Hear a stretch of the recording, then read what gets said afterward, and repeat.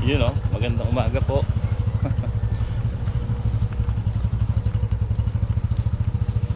So yan, ngayon May 24.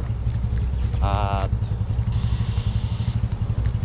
kahapon hindi nila nayari patubigan yon. So chinek ko rin yung natin, yung punla, yung buto, konti pa lang yung tubo. Baka mamayang hapon yun pwede na. Ay, hindi yan, hindi. Yung malaki, yung malaking hose. Ha? Oo nga, yung malaki lang. Asan mo yung malaki? Ha? Karuktong? Hindi, yung malaki lang. Dali lang.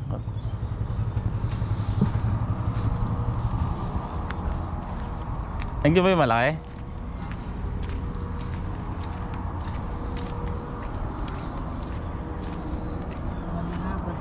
Ha? Wala lang. Mahaba ba? Hindi, sakto lang yan.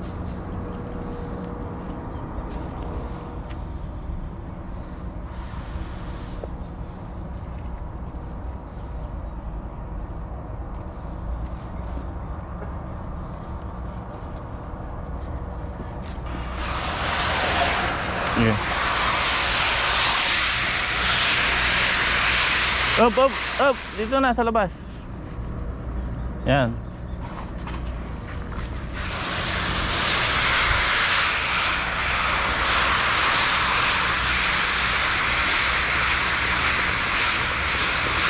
Up. Tuktok mo yun. Up. Dito lang. Atras.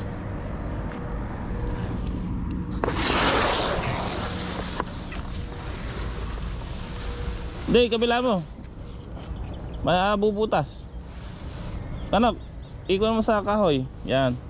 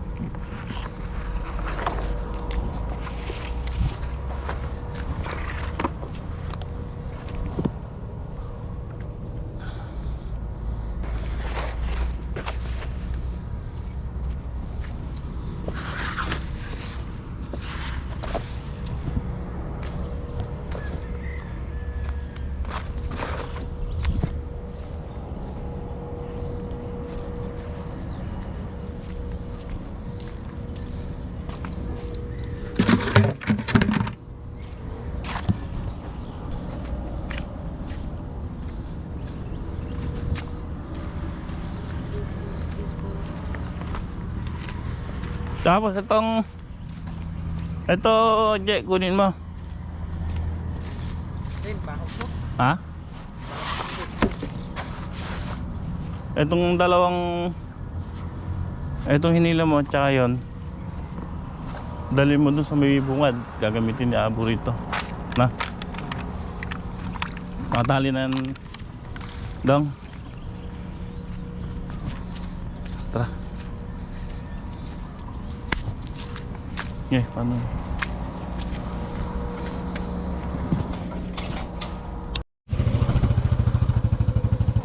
Okay, at ayan, Papaandar tayo ng patubig ngayon dahil hindi nila nayari ito. So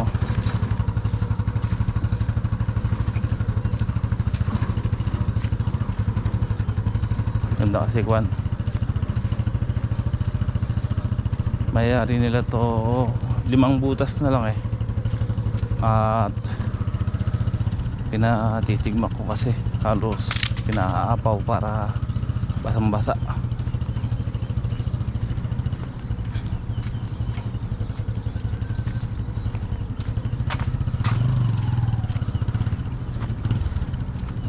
Mabilis na lang yan, 5 butas na lang, tapos pagkayari baka mamaya hapon matamnan na natin, tundos na natin.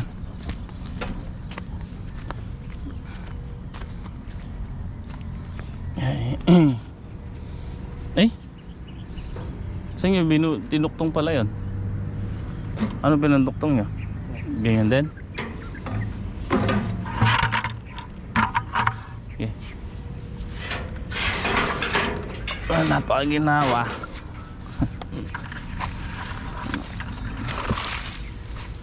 Ginawa dito na lang natin binubuhat.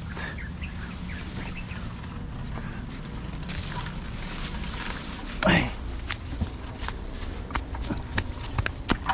Oh.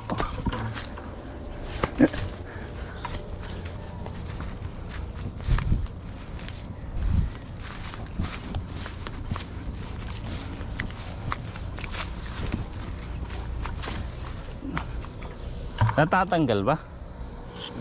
Ha? Bumuga? Ha?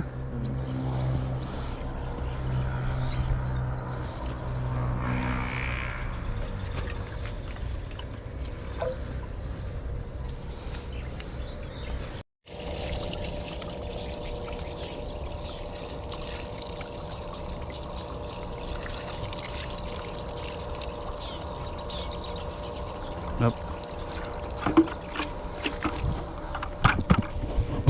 Oh, umunang tapan.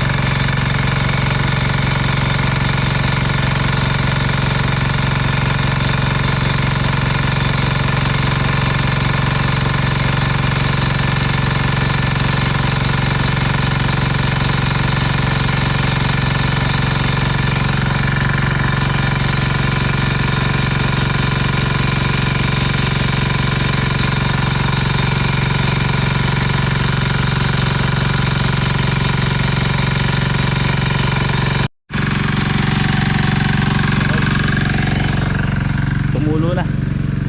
Bumuga na.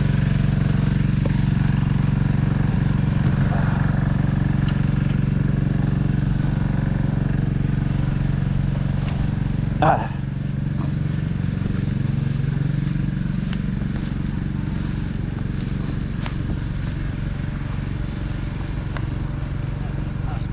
Tara.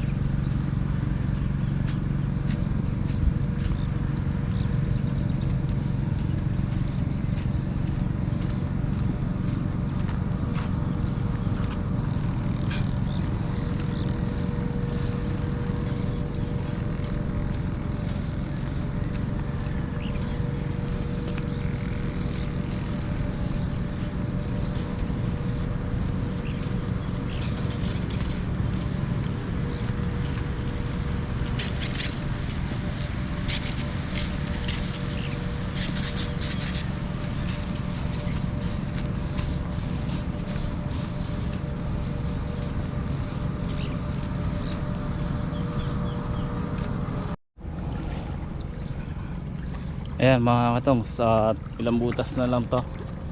So doon tayo nagsimula kanina. Bali 5 butas na lang po yung hindi natubigan kahapon. Yun, last na yun.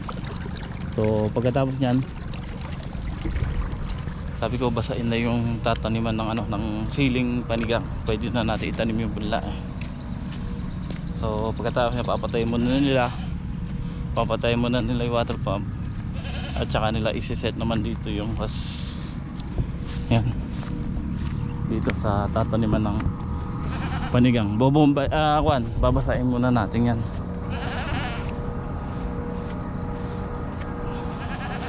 So kami ni GMR nagpokpok pa ng ng mga serga.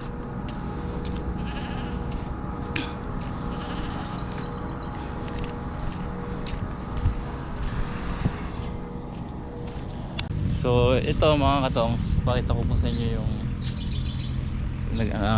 itong may balag natin ng palaya. So pinabunot ko na yung puno para malanta na tong baging niya, matuyo na hanggat nag-aaraw. Ayan, pinag-scatter ko na rin para hindi ganong kumapal yung damo. So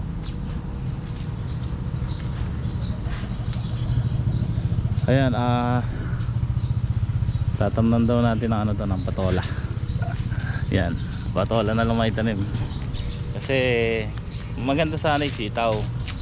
Ang problema kasi sa sitaw, kailangan ng maraming tao. Malaking oras ang inuubos namin pagka sitaw ang na-harvest. Tapos isa pa, wala tayong permis na mamimitas, kaya yun, sa dahil ng magtanim natin dito, pagka nagtanim tayo ng sitaw, mauubos yung oras natin dun. So kailangan yung yung kung saan tayo magiging ginhawa, tsaka lang tayo magsitaw pagka talaga wala na tayong ibang ginagawa. Yan. So plano ko suyurin na namin ni Dingdong to ngayon.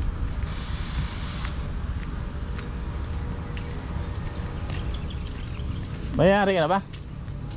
Mayari ka na? Ay, patutok mo na. Andarin mo na to. Mamaya pa raw yun. Papatubigan nila yung yung pagtataniman natin ng panigang. Yun. Ngayong araw po ay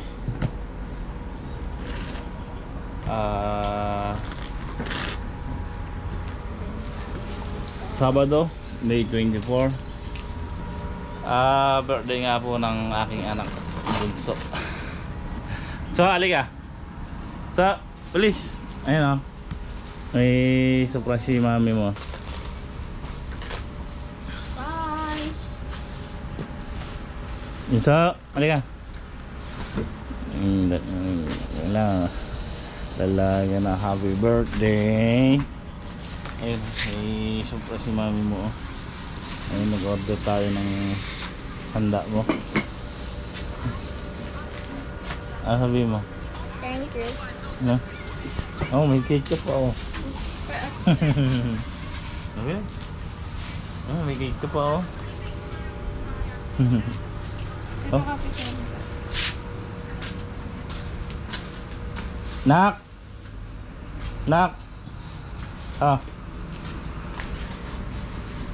Tayo na, tingin ka dun. Marami rin pala, ano?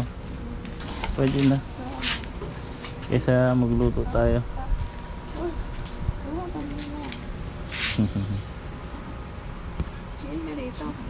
Happy birthday. Ilan taong ka na, anak? 11. 11?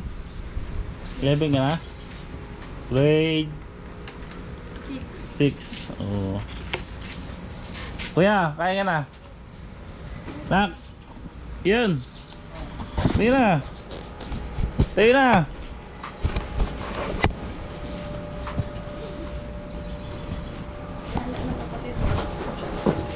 Ano yung palabok?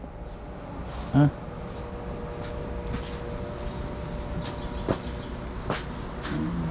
Pwede na rin. Malaki naman.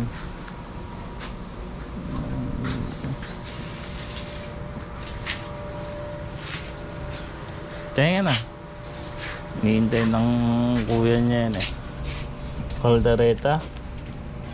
Tanggalan mo na yung plastic ay para hindi ba mapanis. Fried chicken, pancit, spaghetti, palabok, at bigo. Lumpia. Shanghai. Ay, tanggalin mo na yung plastic.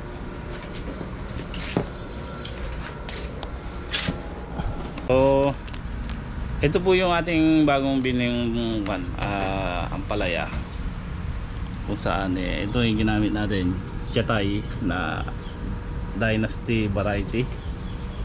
O kaparehas po siya ng ng mestiza. So yun nga, testingin natin to kasi wala tayong mabiling mestiza. Ayan, susubok tayo ng bago. Ito nga po yun, binabad ko na po yan at saka kinulog ng 2 araw. Ayan, tubo na iba oh. Pero iba hindi. Pero okay, nagtutubo na po yan, mga nakangiti na eh. So maganda naman itanim na yung ganyan na. Ganyan lang. Basa naman yung lupa. So tatanim po natin ngayon yan. Ayan, tingnan nyo, iba kulay ng buto niya. Violet. Bali 1,000 seeds po ito mahigit. Kasi 500. 1,000 lang pala. 500. Parehas lang din ng mestiza, kaya lang ito nakapak. Ayan. Ganda ng bunga niya. Okay po, ayan mga katong, sa tatanim na tayo ng ampalaya. Ayan o, iba kulay ng buto natin, violet.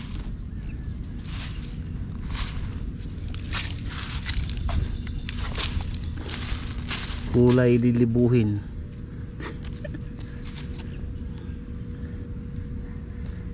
Yun.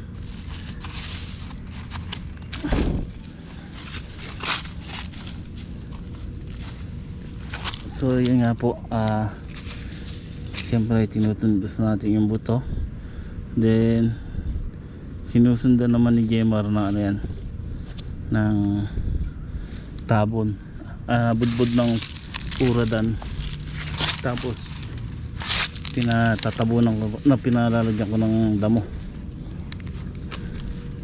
para hindi agad matuyo yung lupa.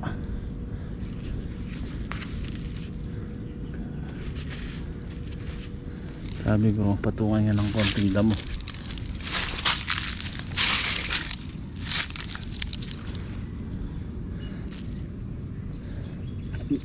Ay, ayos lang yung basa ng lupa.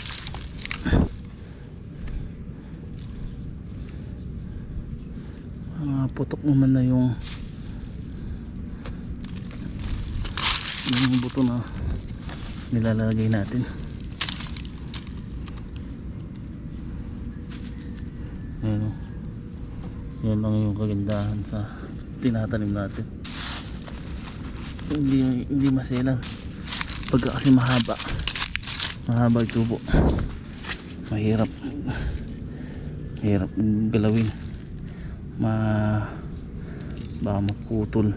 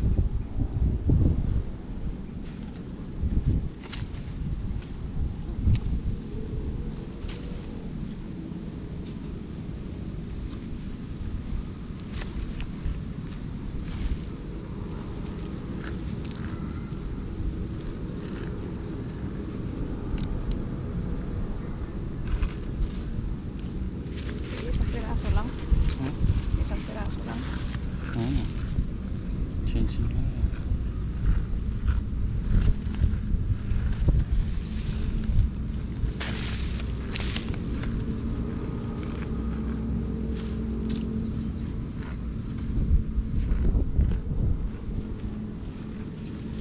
Marami pong punto rin, Cam.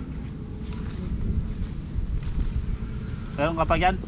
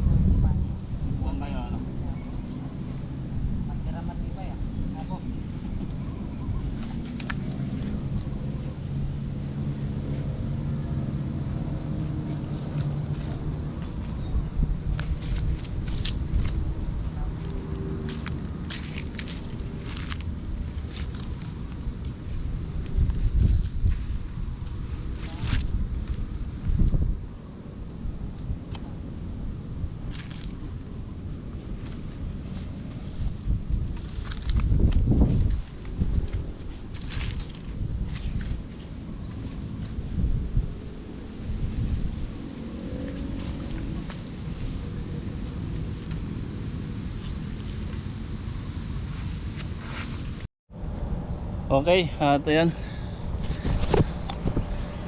Okay, ayan nga po. Tapos na tayo magtanim. Ayan, bali, 1, 2, 3, 4, 5 8 tudling pala to. 8 tudling, tapos yung kamatis 1, 2, 3, 5, 6, 7, 8 rin. So luwang-luwang na to. Yung 1,000 buto ito natira.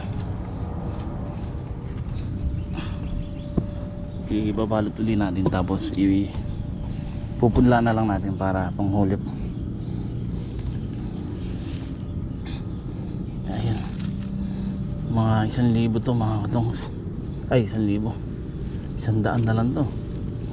Baka wala pa. Wala na siguro.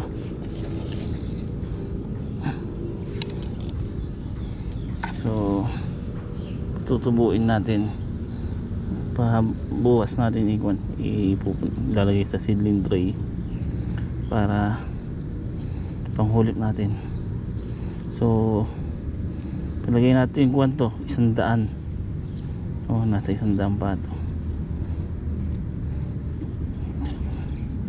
Ngayon, kung walang magiging hulipin, mas maganda.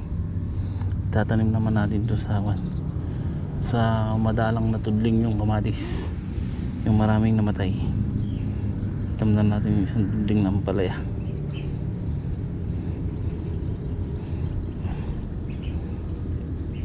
Kasi doon sa bila, baka ganito na rin itanim natin. Kasi hanggang ngayon wala pang wala mistisa. Pag nayari namin itong malagyan ng balag, tapos makapagtanim na tayo ng talong, yun, doon natin bibirahin yung kabila na yun. So ngayon, bukas ang gagawin pala nila, dadamuhan nila yung puno ng kamatis, tapos patatabaan, then magkatali na tayo ng balag niyan, maglalagyan na tayo ng 1 ply.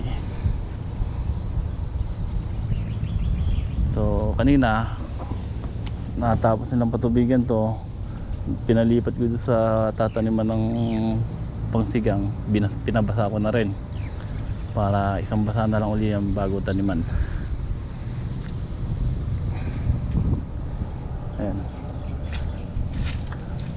pinatatabunan nga natin ng dahon, nilagyan, binudburan ng ano yan, ng pungburan, tapos pinatatabunan natin ng damo pala.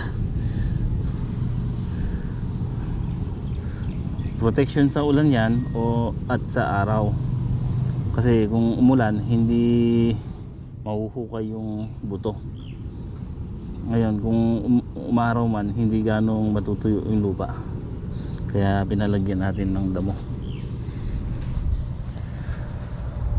Okay, at ayan, sakto alas 6. Kinuha mo na yung makina, karga mo na yan yung puratan.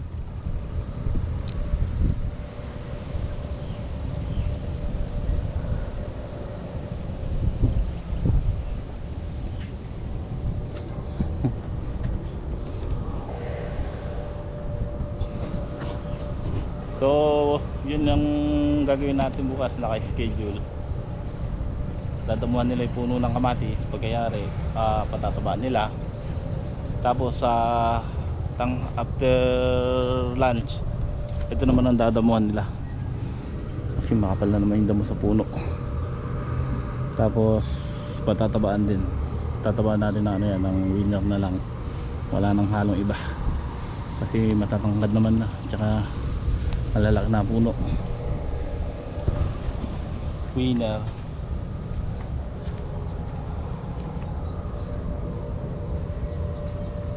So yung dalawang pack na 1,000 seeds, ito yung nagtira. Ipupudla natin sa seedling tray para at least kung may hulipin dito, sabay sila, sabay tutubo. Kung ganito sana lahat ng mamadis natin mga katangsang, ang ganda sana. Dami kasi namatay dun sa kwan talaga, sa init kasi dito nasisilong sila sa mangga. Ito yung gawin na yan hanggang dun sa kalahati, yung mga naka open dun sa area na yon, dun parang hirap lumaki yung kamadis, tapos maraming namamatay. So sa init talaga, pero dito ayan ang ganda, parehas yan. Pagka napatabaan nila to, pati yung sili, patatali ko na itong bukawi, tapos hihilahan na natin ng one ply. So ako bukas habang nagdadamo sila, magpapataba, susuyurin ko uli, haluin ko uli yung ano doon, yung sa may talong. Tapos gagayam na natin, itutudling na natin kasi yung mula ba i-deliver na ni Ma'am Kasidling.